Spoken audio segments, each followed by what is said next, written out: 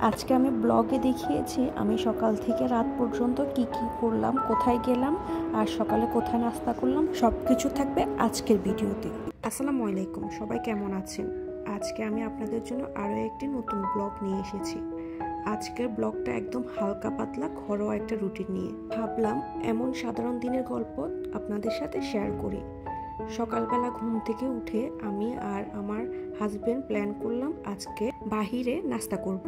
তাই চলে গেলাম আমাদের পছন্দের জায়গায় নাস্তা করতে। গরম গরম পরোটা আর সাথে সবজি আর চা, অসাধারণ মজা ছিল খাবারগুলো। নাস্তা শেষ করে চলে গেলাম বাজারে।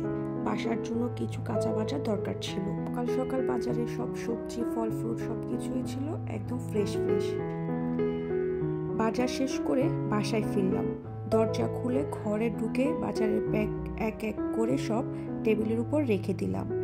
তারপর শুরু হলো ফ্রিজে জিনিসপত্র গুছিয়ে রাখা। এক এক করে সব সবজি আর ফল ফ্রিজে তুলে রাখলাম।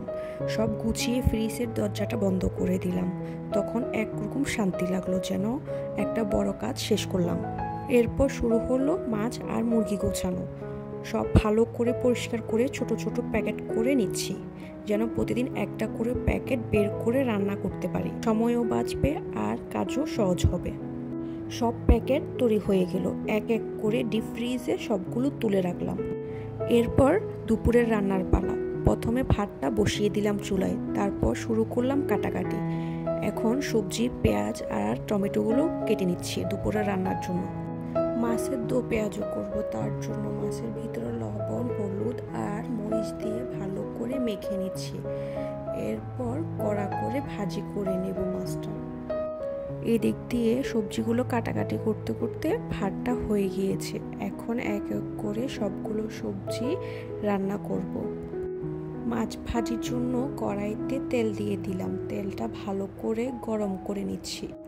তেলটা ভালো করে গরম হয়ে আসলে মাছের পিসগুলো দিয়ে দিলাম। চুলায় অন্য একটাতে বসিয়ে দিলাম কুমড়া। মাছ ভাজি হয়ে গিয়েছে। এর ফাঁকে ফাঁকে কুমড়াটাও দেখিয়ে নিচ্ছি কতটুকু হয়েছে। এখন দো পেঁয়াজু করে নেব মাছগুলো। দুপুরের রান্না শেষ হয়ে গিয়েছে। এখন আমি চুলাটা ভালো করে ডিপ ক্লিন করে নিচ্ছি।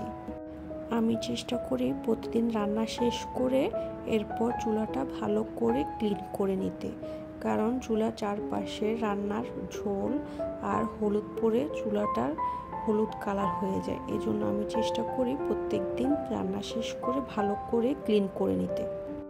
আমার মতো আপনারা কারা কারা প্রত্যেক দিন এভাবে চুলা পরিষ্কার করেন কমেন্ট করে জানাবেন। আমার ডেইলি ব্লগগুলো আপনাদের কেমন লাগছে কমেন্ট করে জানাবেন। আমি চেষ্টা করছি সপ্তাহে একটা বা দুইটা করে হলেও ডেইলি ব্লগ আপলোড দেওয়ার। তারপর শুরু হলো থালা বাসন ধোয়ার কাজ। বেসিনে জমে থাকা সব প্লেট, হাঁড়ি, পাতিল এক এক করে সবগুলো ধুয়ে নিচ্ছি। হাঁড়ি পাতিলের পানি ঝরিয়ে এরপর বেসিনটা ভালো করে পরিষ্কার করে নিচ্ছি। আমি প্রত্যেকদিন চেষ্টা করি পুরো রান্নাঘরটা ভালো করে ক্লিন করে এরপর রান্নাঘর থেকে বের হওয়ার জন্য। আজকের মতো দুপুরে রান্নাঘরে কাজকর্ম সব শেষ করে এখন পুরো ঘরটা গুছিয়ে ঝাড়ু দিয়ে এখন ভালো করে ঘরটা মোপ দিয়ে মুছিয়ে নিচ্ছি। পুরো ঘরে কাজ শেষ করে এরপর চলে গেলাম গোছল শেষ করে এসে দুপুরে খাওয়া দাওয়া শেষ করে এরপর অনেকক্ষণ রেস্ট নিলাম। সন্ধ্যা ঘুম থেকে উঠে এক কাপ চা বানিয়ে নিলাম। চা দিয়ে আর বিস্কিট দিয়ে সন্ধ্যার নাস্তাটা করে নিলাম। এরপর সন্ধ্যা থেকে রাত পর্যন্ত শুধু টিভি দেখলাম, আর কোনো কাজ করা হলো না।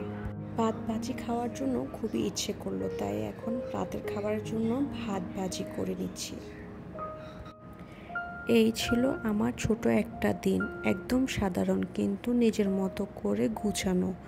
ভালো লাগলে একটা লাইক দিয়ে পাশে থাকবেন, আর দেখা হবে পরের কোনো একটি ভিডিওতে ইনশাআল্লাহ। সবাই ভালো থাকবেন। আল্লাহ হাফেজ।